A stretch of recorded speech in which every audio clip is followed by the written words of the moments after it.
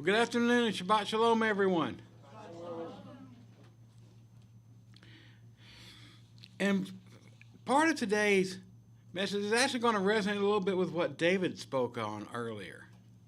We'll see that as we go through this. It was not intentional, it never is, but somehow it just works that way. Because the title of today's presentation is The Evil Heart. Now what we're going to do is we're going to go through the scriptures, discuss what it means, what an evil heart is, because Scripture actually describes it quite a bit. And then at the end we're going to go through a little bit of story time here. Or as we go along here, we're going to go through a little bit of story time. Paint a picture, a portrait of what this evil-hearted fellow may look like, what an evil-hearted guy may look like. And I had several candidates come to mind. I gave this a presentation similar to this once upon a time, but quite frankly, I'm going to say it right here, I didn't like it, only after I threw it, because I used too many characters to point one thing or another. But it was only after the fact that I realized, Dodo, you should have painted one big picture, but here we go. Because oftentimes, in the world in which we live, it's very difficult to discern between the average worldly sinner, who's just messes up from time to time, he doesn't know any better, and falling short of perfection like we all do, right? Versus someone who is actually full of sin and wickedness. Now, one of these reasons it is hard to believe such a thing is that evil people actually exist. I mean, who are just rotten from the core all the way out, inside and out. They're just rotten to the core. Sometimes it is just too hard to imagine for most people. But we can't imagine someone deceiving us, having no conscience, pretending to be spiritually committed, yet have no fear of Yah or hurting others without any remorse. But yet we're warned of such wolves in sheep's clothing. We're warned about this in Jeremiah 23, verse 14, Titus 1:10. Revelation 2:2, and of course Matthew 7:15. And yes, it is true we all fall short of Yah's glory and are inclined to sin. We read about that in Romans 3:23. He learned his lesson in Genesis 8:21 and James 1:4.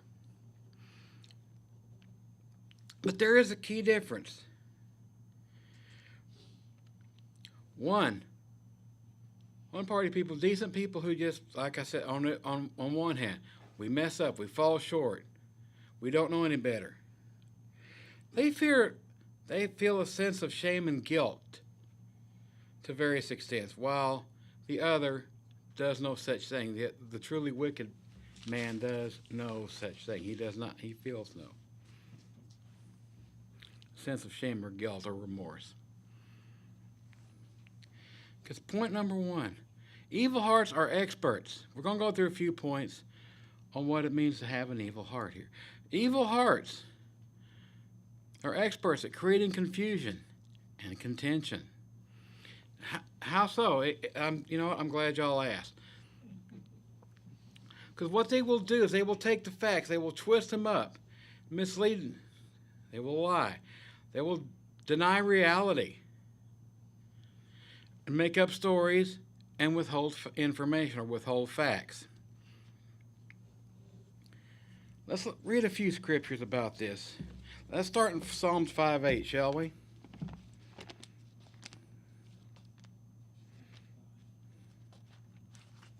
Psalms 5:8.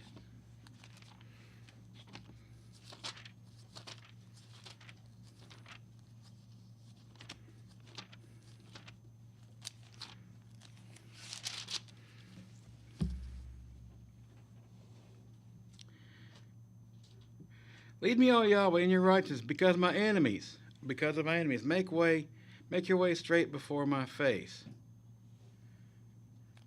Let's try 7:10, please. His mouth is full of cursing and deceit and oppression. Under his tongue is nothing but trouble and iniquity. Flipping over to 58:3, please.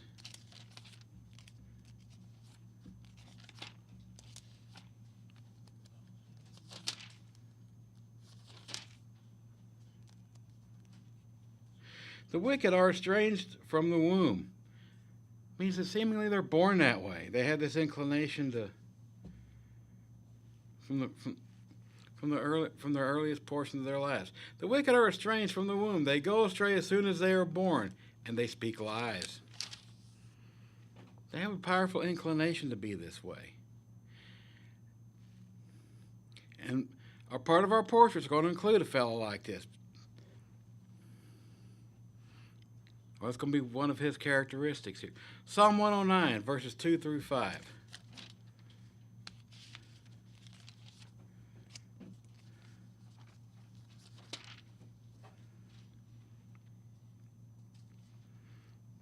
For the mouth of the wicked and the mouth of the deceitful have opened up against me. They have spoken against me with a lying tongue. They have troubled and surrounded me with words of hatred. And they have fought against me without a cause. In return for my love, they are my accusers. This fellow fits this quite well too. And fought against me without a cause. In return for my love, they are my accusers, but I give myself to prayer. Thus they have rewarded me evil for good, and hatred for my love. Let's try one last one in Psalm 140, verse 2.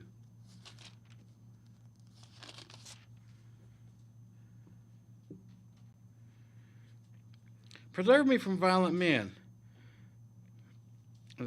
who plan evil in their hearts. They continually gather together for war.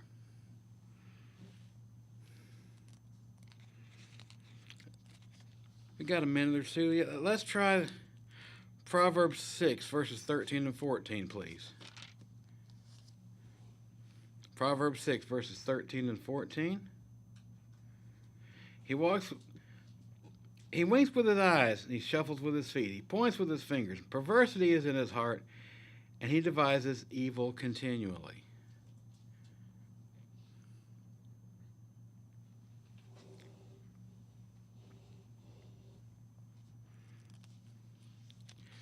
Let us try. That's Jeremiah 18:18, please.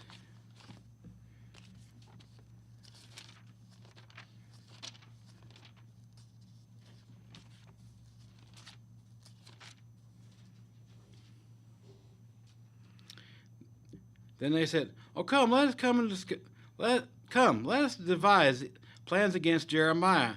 For the law shall not perish from this priest, nor counsel from the wise, nor word from the prophet. Come, let us attack him with the tongue, and let us not give heed to any of his words." That's funny, because don't we see that a lot today? I mean, let's think about it. What do we hear in a lot of churches today? There's the landscape's full of churches today. I mean, whole churches. And they're taught they don't believe what? They only believe in the New Testament. They don't believe the words of Jeremiah or Moses or anyone else. That's actually a common doctrine, particularly in the Sunday churches. Because if they did believe anything in what we today call the Old Testament, they'd be keeping the Sabbath, wouldn't they?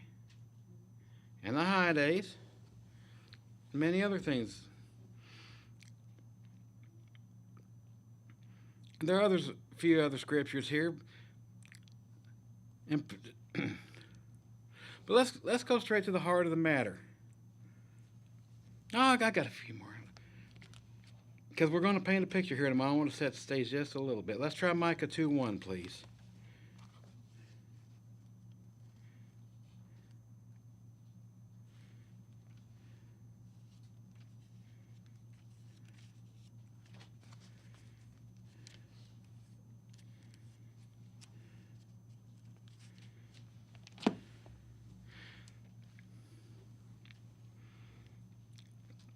Micah 2. Woe to those who devise iniquity and work out evil on their beds. At morning light they will practice it, because it is in the power of their hand. They covet fields and take them by violence, verse 2. And also houses and seize them. They oppress a man and his house, and a man his inheritance. Let's try Acts 6, please. Verses 11 through 13.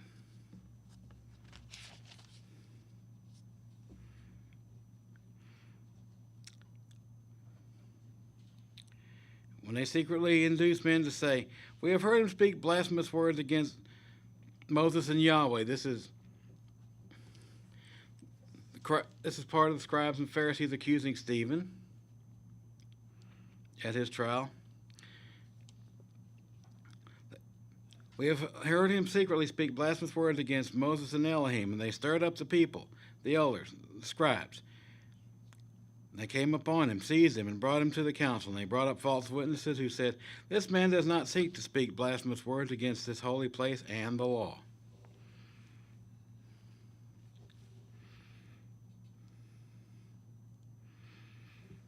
And another point, this is one's going to kind of keep cropping up as we go through this.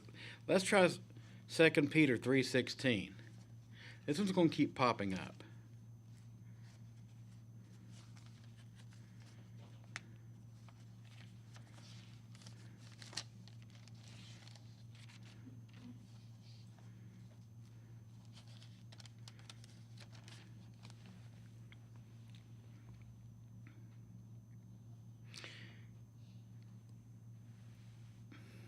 Let's back up to verse 14, actually. 14 through 16. "Beloved, therefore, beloved, looking forward to these things, be diligent to be found by him in peace, without spot and blameless.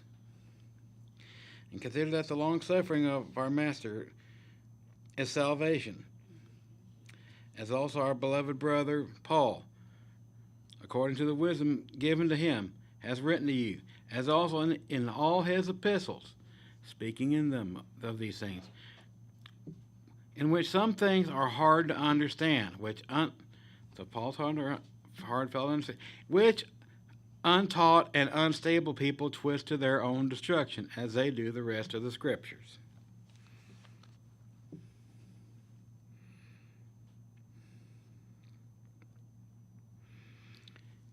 So, any question or comment so far? Okay, and then here's another thing these people are going to have. Point number 2.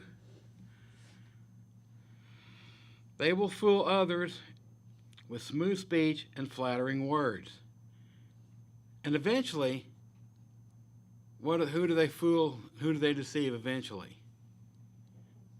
Themselves. Thank you. I heard a voice from over the corner here. I couldn't tell whose it was, but yes, amongst the ladies, 3 ladies up in the front, yes, couldn't tell which one, but yes, they eventually fool themselves.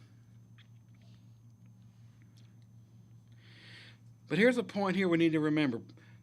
Although they fool themselves and others with smooth speech and flattering words, talk and walk don't match too much, does it?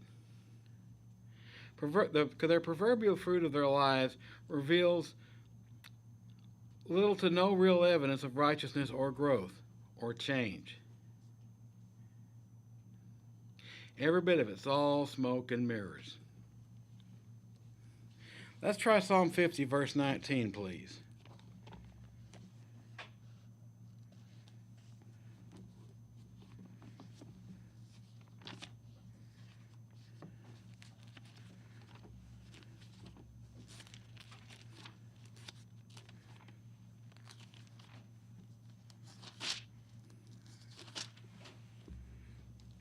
Psalm 50. Actually, let's back up to verse 16.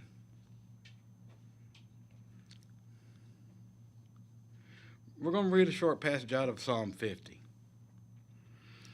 "But to the wicked, Elohim says, well, what right do you have to declare my statutes or take my covenant in your mouth, seeing that you hate instruction and cast my words behind you?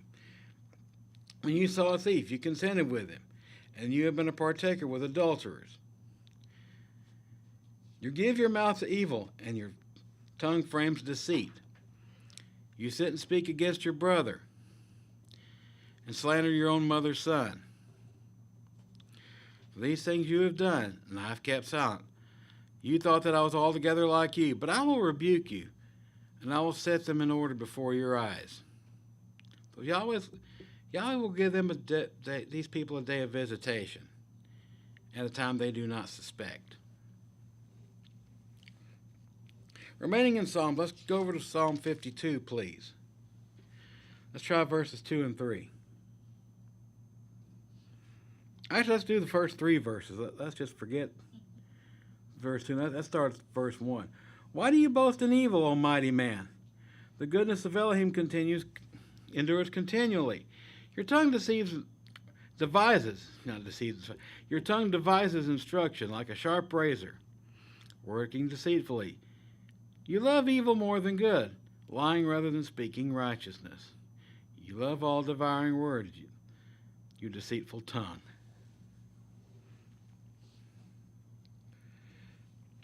Let us try Psalm 57, please.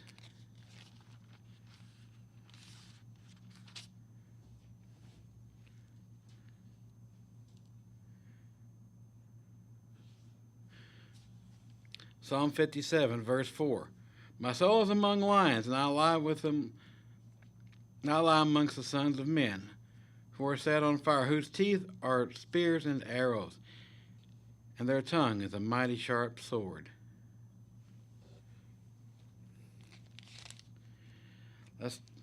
Remaining in Psalms, go to Psalm 59, please. Verse 7.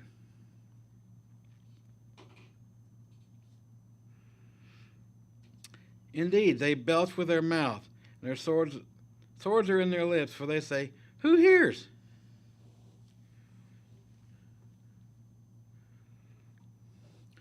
Psalm 107, please. Psalm 101, verse 7. Psalm 101, verse 7.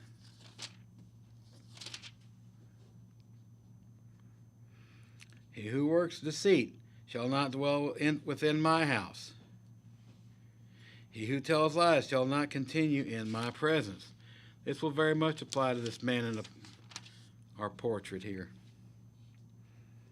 Now I'll let you decide how much of which ones to what extent or the other apply in your own assessment of this.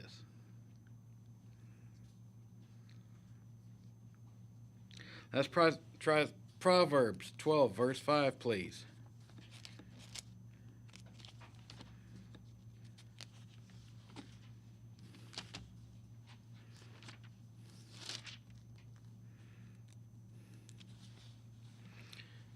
The thoughts of the righteous are right, but the counsels of the wicked are deceitful. The words of the wicked are, let's lie in wait for blood, but the mouth of the upright will deliver them. This will definitely be the case with our subject today, subject of our portrait. Any question or comment from anyone so far? No? Okay, not yet. All right. It's the usual drill. Just if you have a question or comment, get your hand up. I'll call on you.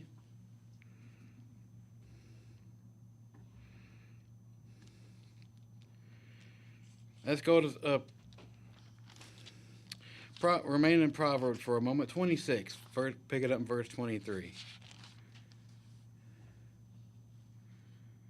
Proverbs 26. Let's pick it up in verse 23. Fervent lips with a wicked heart are like earthenware covered with silver dross. He who hates disguises it with his lips, and he lays up deceit within himself. When he speaks kindly, don't believe him, for there are 7 abominations in his heart. There are 7. When he speaks kindly, do not believe him. This is going to apply very mildly in a lot of the words this guy says. For there are 7 abominations in his heart, though his hatred is covered by deceit, his wickedness will be revealed before the assembly. Whoever digs a pit will fall into it. He who rolls a stone will have it back on him. A lying tongue hates those who are crushed by it, and a flattering mouth works ruin. Actually, Bob, this man was quite the politician.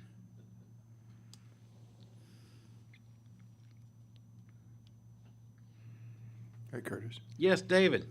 Goes back to my statement, which is worse, a person that shows you that they don't like you or someone that talks behind your back and smiles in your face. That's very definitely that guy. Yes, David. Those that do that are considered more wicked because they are being deceptive, That's right. disingenuine. That is right, David. And to finish out the thought in Proverbs 26, let's drop down to 28, please. Oh no, I just read that. Never mind. I just read through that. Okay.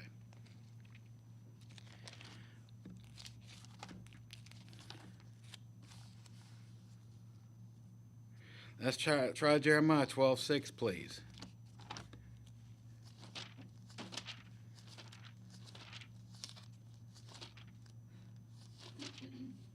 Jeremiah 12:6.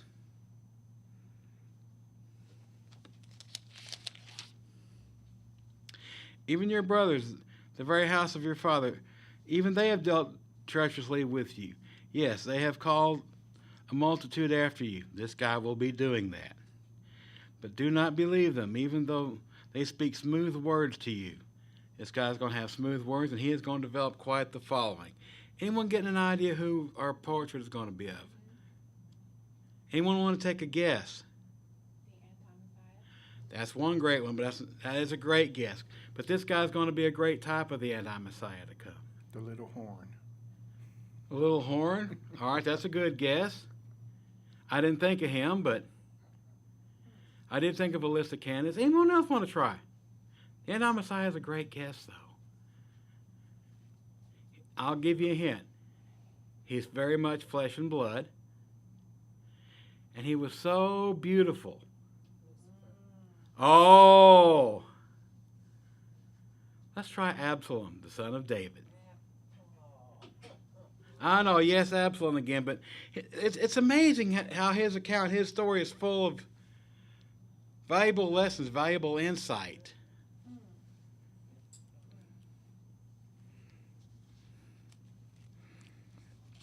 I have a few other scriptures. I'll just give them in passing for your future reference.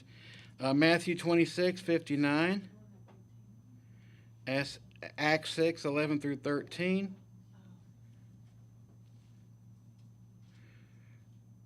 Romans 16, verses 17 and 18, 2 Corinthians 11, verses 13 and 14, 2 Timothy chapter 3, verses 2 through 5, and Titus 1, verses 10 and 16. Now,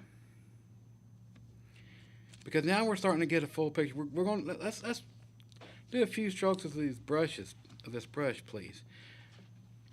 Because of point number 2, what we just read here, Absalom. Let's try.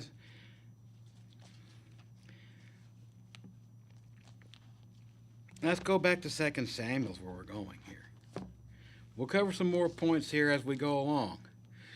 Because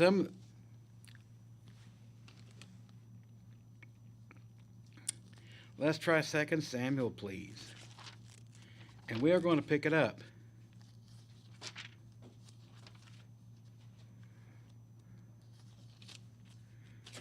I'm on 1 Samuel, 2 Samuel. I knew that didn't look right. 2 Samuel 13.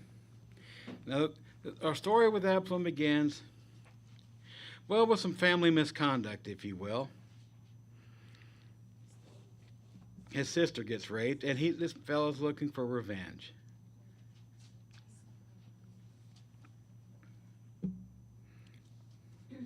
Let's talk about his smooth words.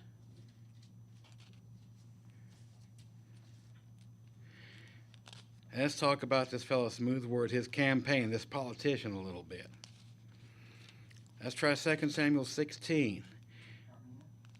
2 Samuel 16. And we're going to go 15 through 23, please.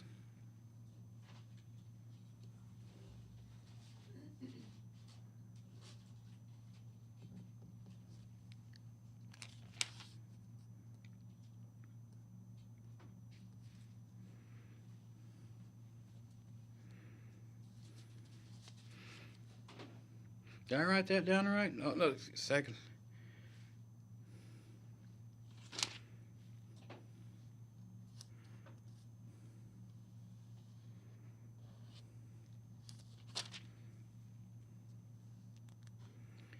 Second Samuel 15. Okay, here we go. So, before I jump into this, I'm getting a little ahead of myself, I think. Absalom gets in some trouble. He kills his brother, Amnon, over the rape of his sister. In his smooth and pleasing words. Because what's this guy going to do? He's going to twist facts. He's going to... And we're going to discover he also craves and demands attention and control. But we'll get to that momentarily. But let's talk about his smooth words first.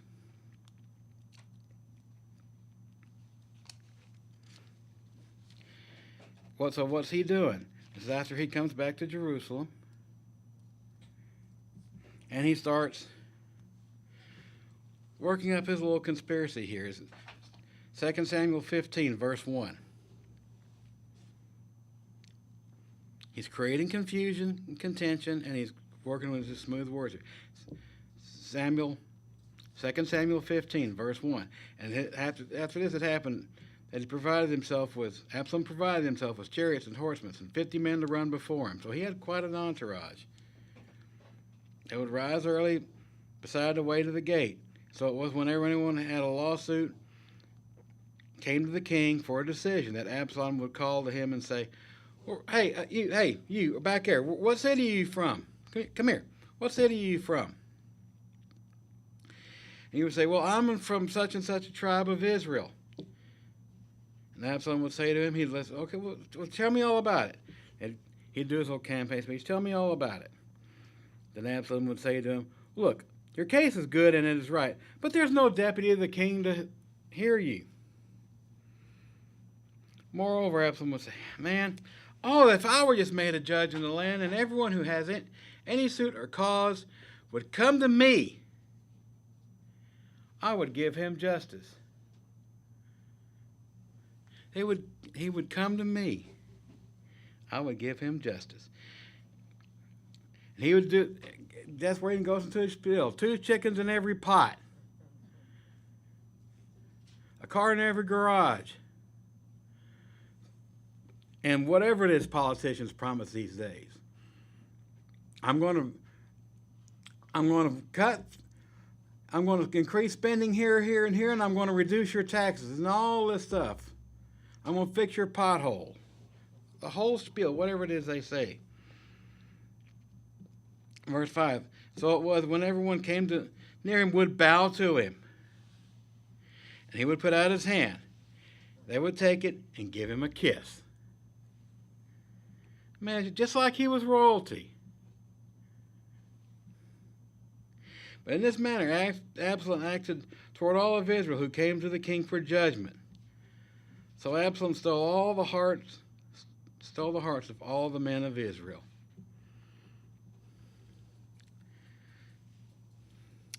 And now it came to pass. This is where the text gets interesting here. It came to pass after 40 years that Absalom said to the king, please let me go to Hebron and pay the vow which I have made to Yahweh. It says after 40 years, but that's kind of strange because David barely ruled for 40 years, didn't he? But I didn't follow up on this, but there is an alternative translation in note of my Bible I have in front of me. It says, and according to Josephus, it was 4 years. Now the story in question, it may have been 4 years. The alternate translation may be correct that it's 4 years. I didn't follow up on that, but that's another question, I suppose. I should have followed up on that. Could Absalom have been 40 years old? That's a possibility. That's a possibility.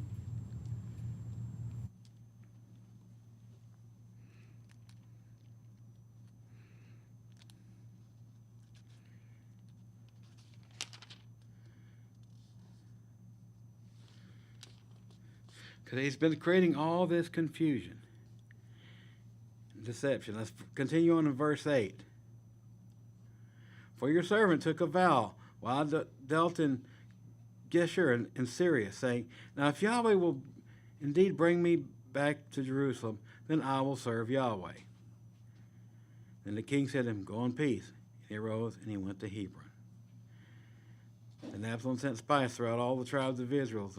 And now as soon as you hear the sound of the trumpet, then you'll say, Absalom reigns in Jerusalem. Then Absalom, and with Absalom went 200 men invited from Jerusalem. He didn't go by himself. He took 200 men. That's quite an entourage.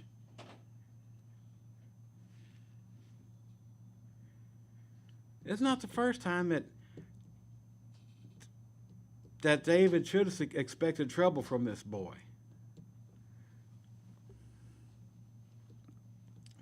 But he failed to perceive this, or went along with him anyway for whatever reason.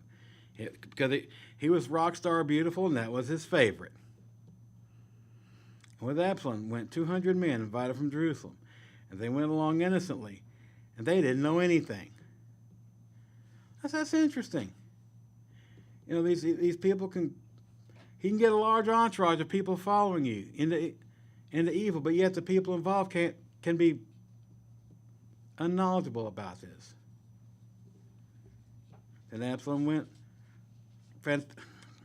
Ahithophel, the Gileonite, boy, it's hard for me to say, David's counsel from his city, Gilo, where he offered sacrifices, and the conspiracy grew strong, for the people with Absalom continually increased in number. So he departed Jerusalem with 200 men,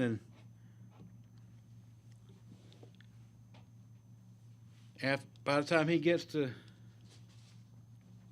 Geshur, by the time he gets down to where he's going,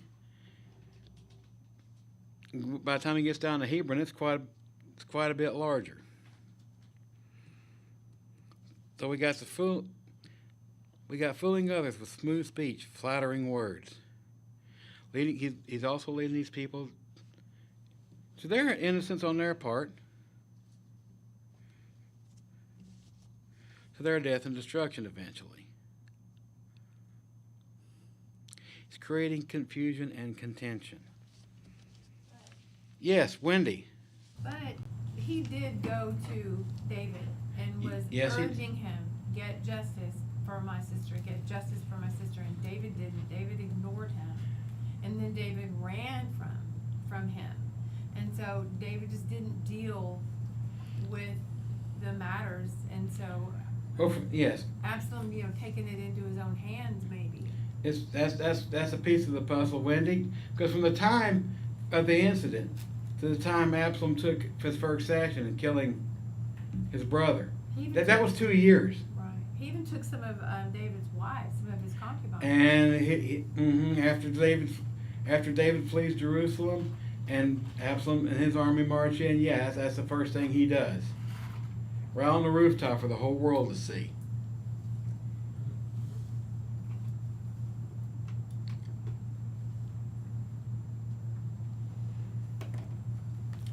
Any question or comment so far? Okay, we've taken a few strokes of this brush. Let's just see how else this might apply to Absalom. These people crave and demand control. Nor are they even open to any feedback or correction. They reject feedback and accountability, and they make up their own rules. They use Scripture to their own advantage, but they reject those that may require self-correction, introspection, and repentance.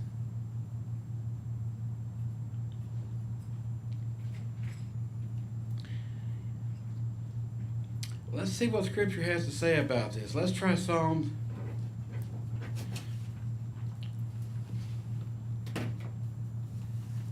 36, please. Hold your place in Samuel, by the way. Just try Psalm 36, verses 1 through 4.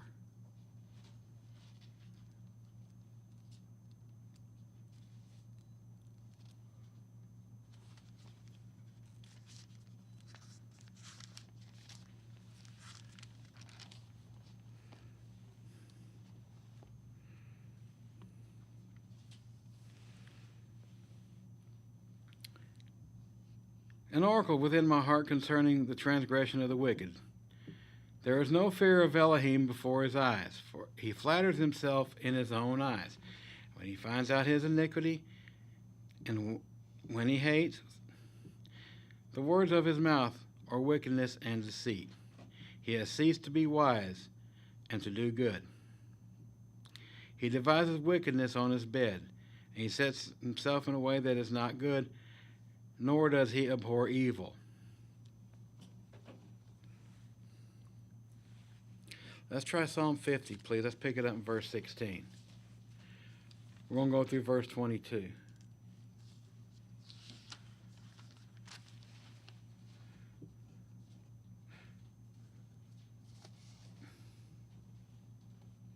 Psalm 50, let's pick it up in verse 16. Wait, we've read that already. Okay. But it does apply here at this point anyway. Let's try 54, verses 5 and 6. Try Psalm 54, verses 5 and 6. All right, let's pick it up in verse 4. Verses 4 through 6. Behold, Elohim is my helper, and Yahweh is with those who uphold my life. He will repay my enemies for their evil, and he will cut them off in your truth. I will freely sacrifice to you, and I will praise your name, O Yahweh, for it is good. Let's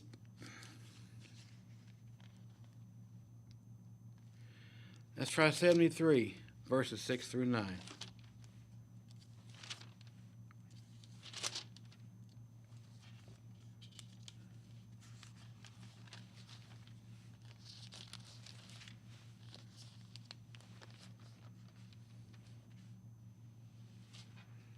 Psalm 73.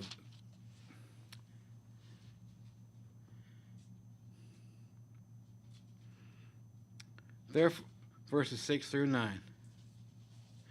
Therefore, pride serves as their necklace, and violence covers them like a garment. Their eyes bulge with abundance. They have more than heart could wish for. They scoff and speak violently concerning oppression. They speak loftily. They set their mouth against the heavens, and their tongue walks through the earth.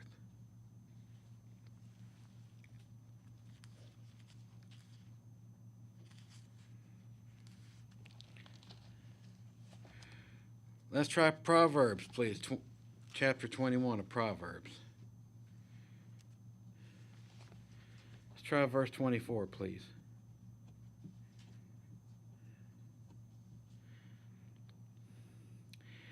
He who says to the wicked, you are righteous, him the people will curse. The nations will abhor him. But those who rebuke the wicked will have delight, and good blessing will come upon them. Let us try Jude, please.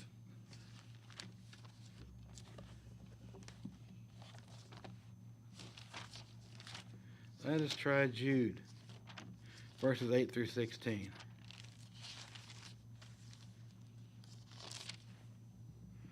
Jude's not but one chapter, verses 8 through 16. Actually, can we back it up to verse 5? Did I hear someone in the... We're going to back up to verse 5.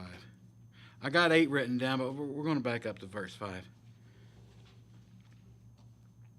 I want to remind you, though you once knew this, that Yahweh, having saved the people out of the land of Egypt, afterward destroyed those who did not believe. And the angels who did not keep their proper domain, but left their own abode, has reserved an everlasting change under darkness for the judgment of the great day, as Sodom and Gomorrah, the cities around them, in similar manner to these, having given themselves over to sexual immorality and gone after strange flesh, are set forth as examples, suffering the vengeance of eternal fire.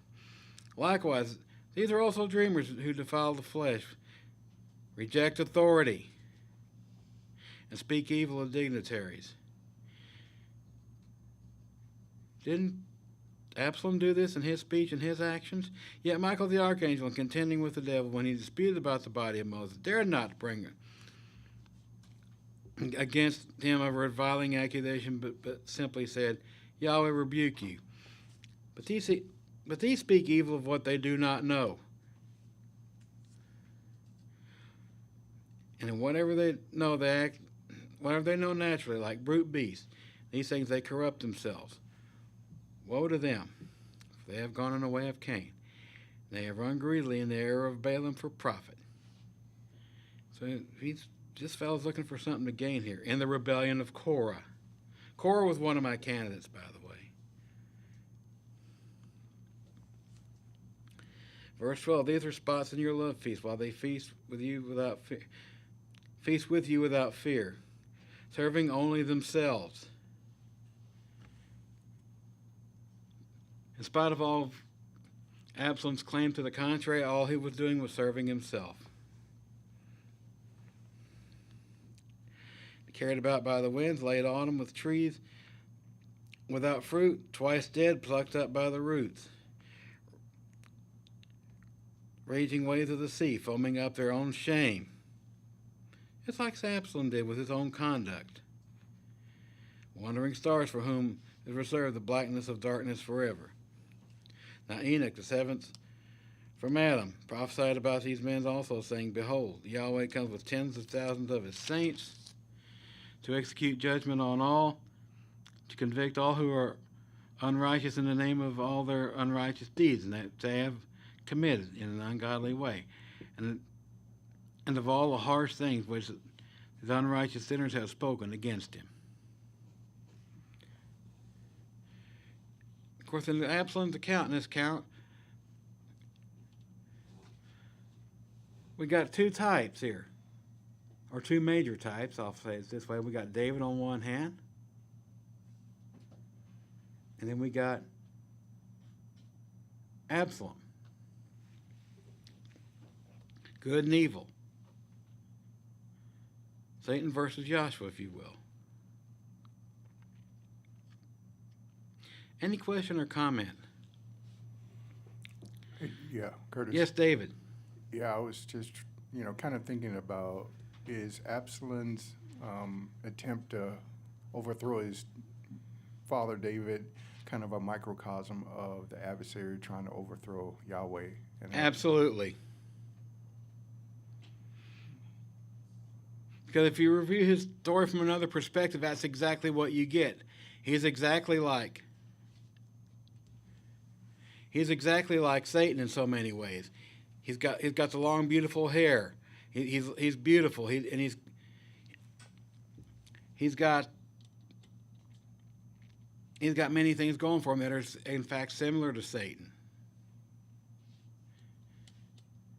And yes, David, thank you for the idea, because that was actually when I was writing some stuff down during your study, you gave me an idea. And what I might do one of these times, Yah willing, is, or somebody else is free to do it, I might give this in a manner which parallels what you just said, just parallels the final uprising. I might do that. Yes, Wendy. Pride, Satan was cast out because of pride. Mm-hmm. Yahweh resists the pride. Prideful, that's right. Absalom seems to be very prideful. Yes, he is. And taking matters into his own hands. Mm-hmm. Then that's right. He took matters into his own hands because in spite of what happened to his sister, none of his other brothers or anyone else in his family acted the way he did. It wasn't enough to just get revenge on his brother and let him go, because remember in this story, actually let's back up a little bit. Let's just go straight to the source. Let's just read what happened here, since you brought that up, since this was brought up.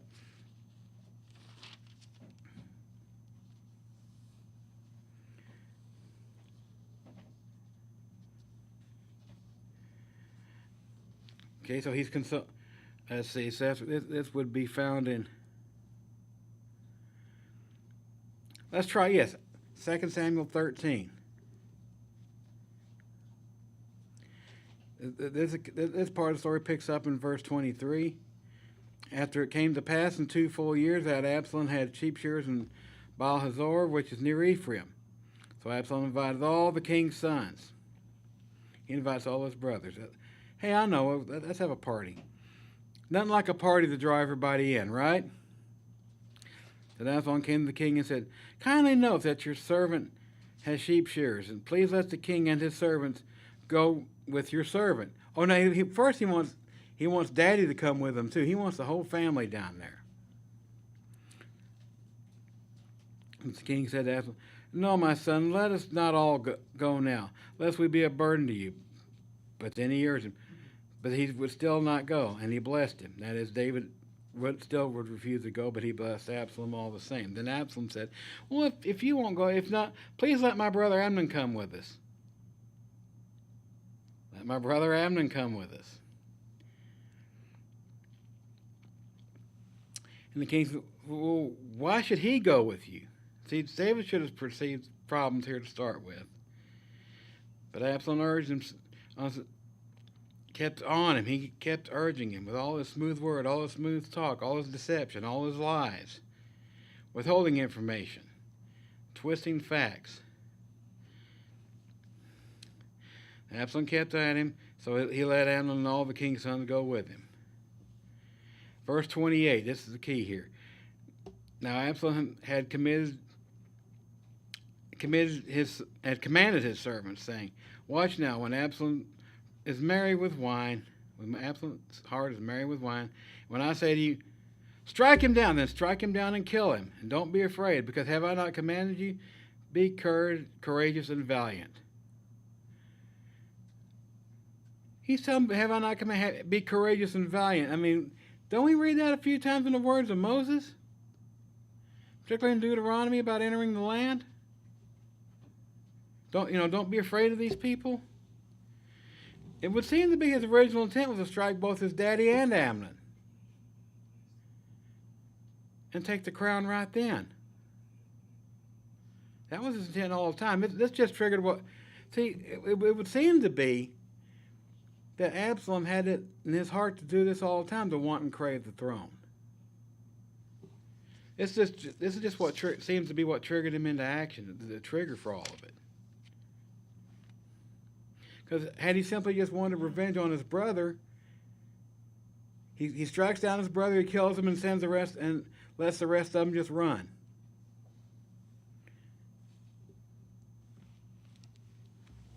And he takes no further action, but that's not the case here.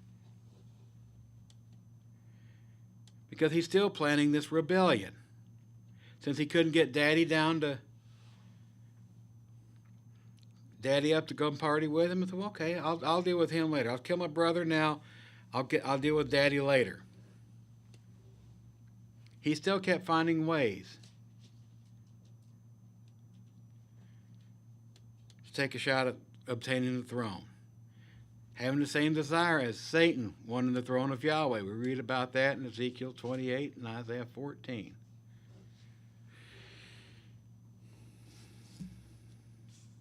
Any other question or comment?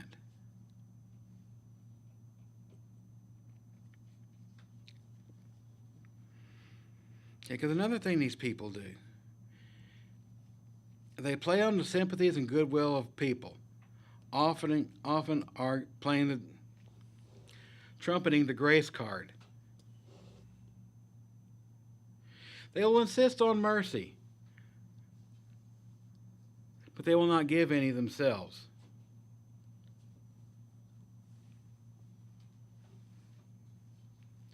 They demand forgiveness and love from those they have harmed, and with no sympathy or remorse for the pain and harm they have caused.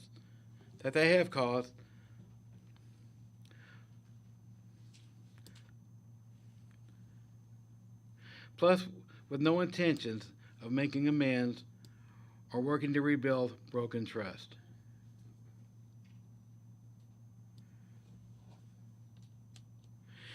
I mean, it would be one thing for Absalom to have not just to have spared his brother and let him live and let Yahweh deal with him. He said, Yahweh, My father's done nothing. It's been 2 years. Daddy's done nothing about this brother of mine. I appeal to you. You deal with him. Now, had he done so in good actions and good faith, he might have gotten his answer. But why didn't he do that? Because the bottom line is he really wanted something else. That's another reason to believe he really wanted something else in the first place.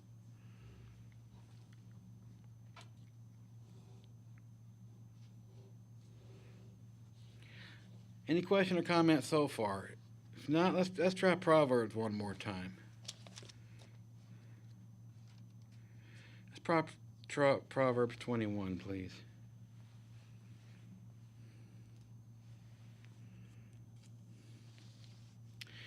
The soul of the wicked desires evil. His neighbor finds no favor in his eyes.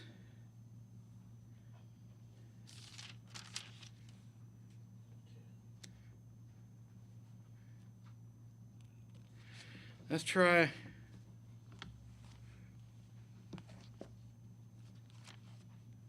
what I got written down.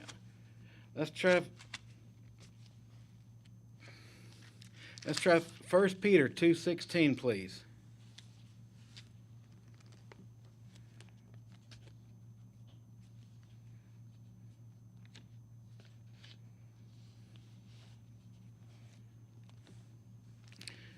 Second Peter 2:16.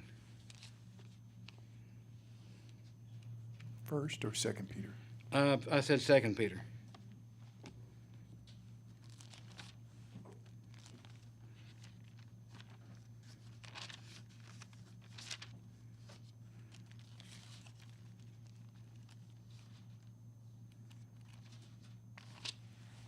Second Peter 3:16. 2:16. I don't know why I can't read. 2 Peter 2:16.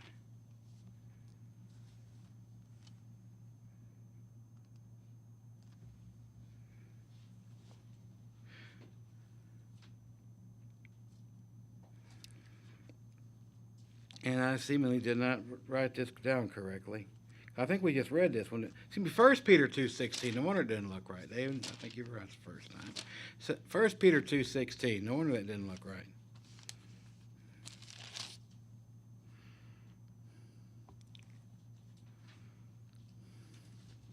Let's pick it up in verse 13 to get some context here. We're going to read 13 through 17. Pay close attention to 16, though. Therefore, submit yourselves to every ordinance of man for Yahweh's sake, whether to the king as supreme or to governors, or to those who are sent by him for the punishment of evildoers, for the praise of those who do good. For this is the will of Yahweh, that by doing good you may put to silence the ignorance of foolish men. As free, yet not using liberty as a cloak for vice, but as bondservants of Yahweh. It seemed that Absalom took quite a bit of liberty here, didn't it? Took quite a bit.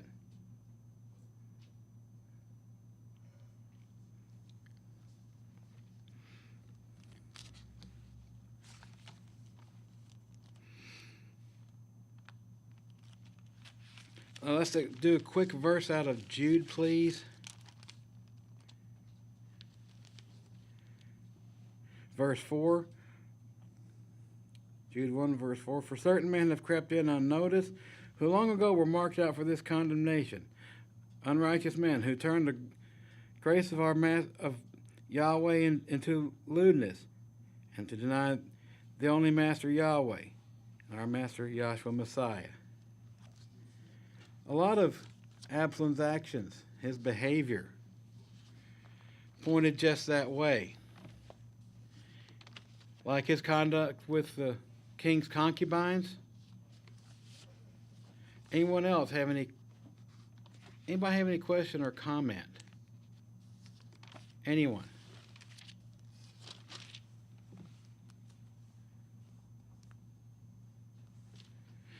Let's try Well, let's try James 4, please.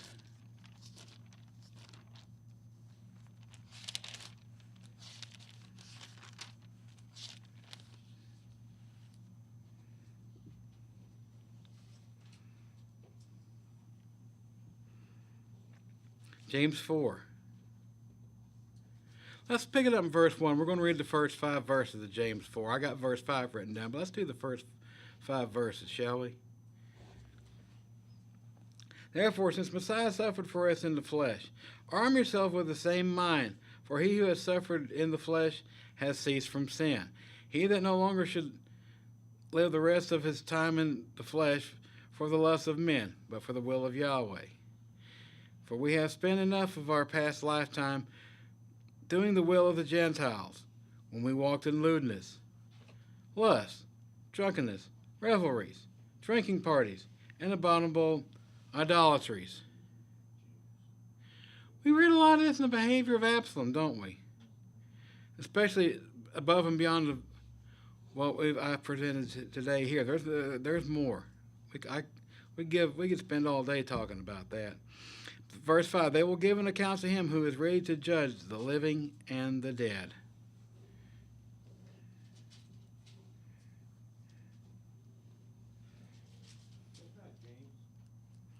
That was James, yes. Oh, wait, well, that's 1 Peter. What's wrong with me? I didn't know that didn't look right. James 4. Well, it kind of fit, though, didn't it? I'm looking at the wrong... Okay, that's true. Oh, that was... Well, it worked anyway. Let's try James chapter 4. Read the first 5...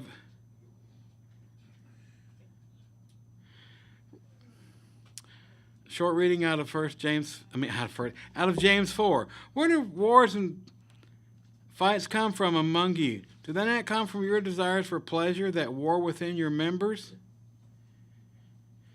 You lust and you do not have. You murder and covet and do not obtain.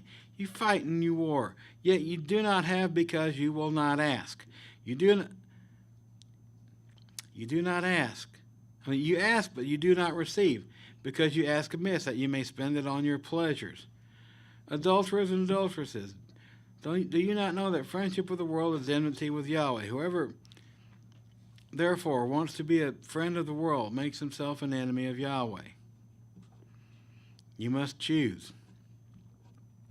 Or do you think that the Scripture says in vain, that the Spirit dwells in us yearns jealously? But he gives more grace. Therefore, he says, Elohim resists the proud, but he gives grace to the humble.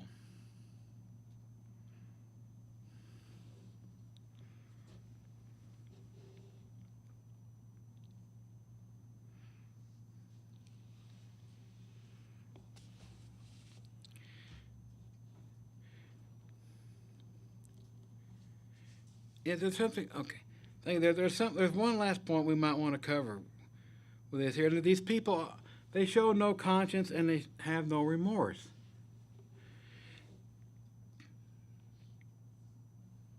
Because unlike what we would just call in the world, like us here, and even just decent people in the world, just common decent folks, they have no struggle against sin and evil. They delight in, we've read about, they delight in it while masquerading as someone of righteousness or noble character. Absalom did that from the time he first planned his revenge, his run at the throne, to the point Joab killed him with a spear.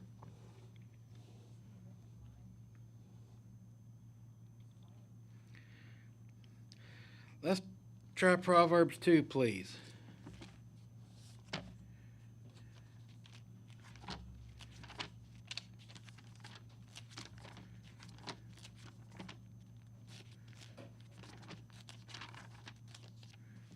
Let's try Proverbs 2,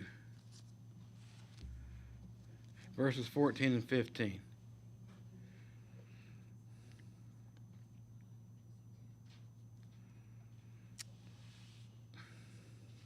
Who rejoice in doing evil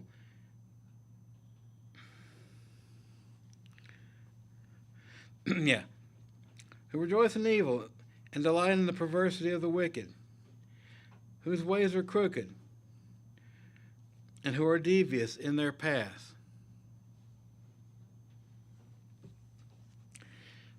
It's 10:23 remaining in Psalms. Psalm 10:23. To do evil is like a sport to a fool, but to a man of understanding, but a man of understanding has wisdom. The fear of the wicked will come upon him, and the desire of the righteousness will be granted.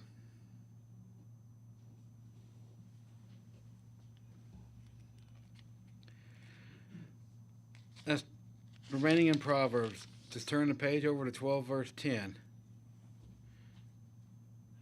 Chapter 12, verse 10, remaining in Proverbs.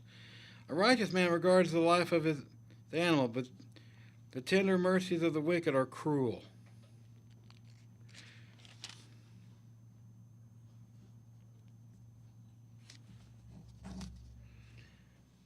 Isaiah 3:26.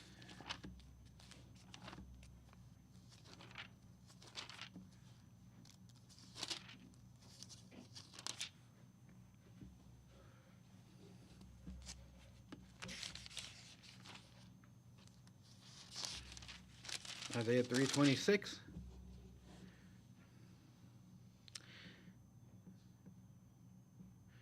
Her gate shall lament and mourn. She being desolate will sit on the ground. Yes, I did. Let's try Romans 1:30, please. Let's try Romans 1.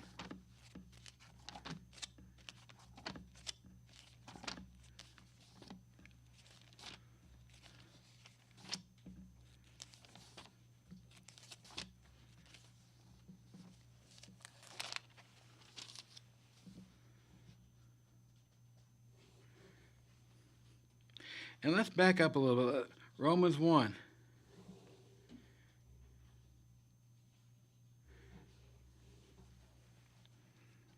We're going to pick it up verse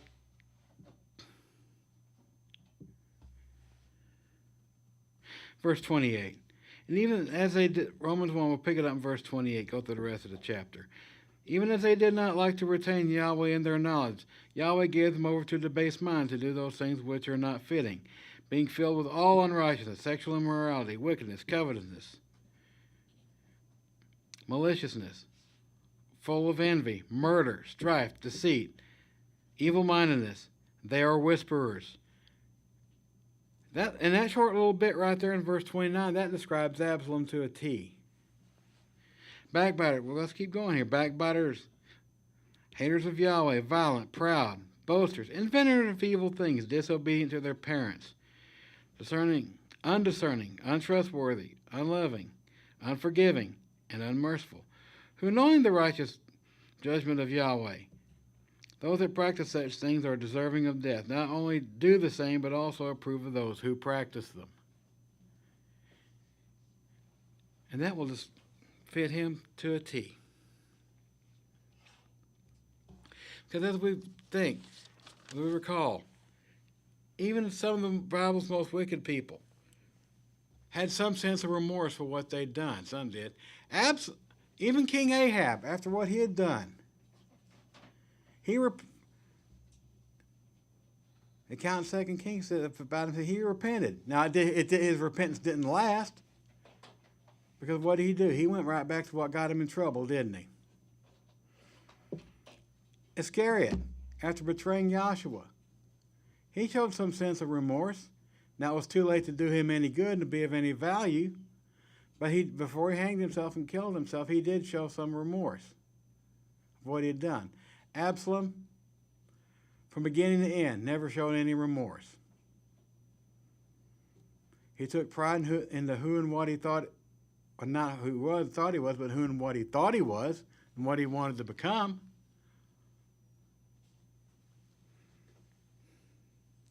Any question or comment?